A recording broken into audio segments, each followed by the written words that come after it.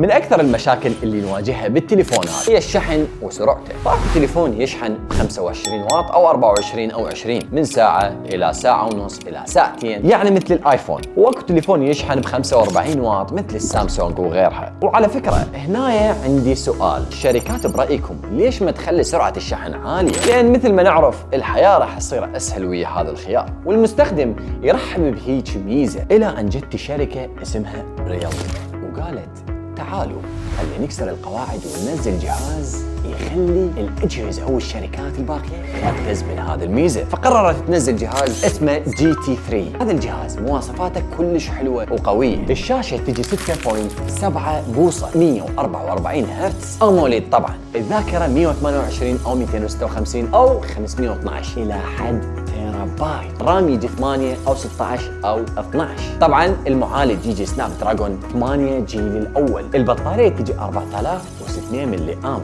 والأهم من هذا كله يشحن بسرعة 240 واط، يعني تقدر تشحن الجهاز من 0 إلى 100% بظرف 10 دقائق بس. تعرف ايش قد راح توفر عليك هذه الميزة من وقت والتزامات ممكن تضيع بسبب نفاذ بطاريتك من الشحن، خصوصا إذا كان عندك موعد مهم وتريد تطلع بسرعة ولحظة التليفون خلص شحن. ايش قد حلو، ب10 دقائق يطول شحن، واذا كان طافي ب10 ثواني الشحن يصير 3%، وهاي 3% تكفيك مخابرة ساعة تقريبا. الحياة صارت اسهل، لازم نواكبها، ولازم الشركات الثانية تواكب هاي التكنولوجيا. برأيكم هاي التقنية هل انه هي زينة للتليفونات او لا؟ وكتبوا لي بالتعليقات اذا اكو اجهزة تشحن باكبر من هاي السرعة، واكتب لي هم بالتعليقات جهازك قد يحتاج لوقت حتى يوصل الى 100%. لا تنسى تتابعني حتى تعرف اكثر عن التكنولوجيا اللي تفيدك بحياتك اليومية. كان وياك محمد من قناة منتجرافي، اشوفكم فيديوهات جاية.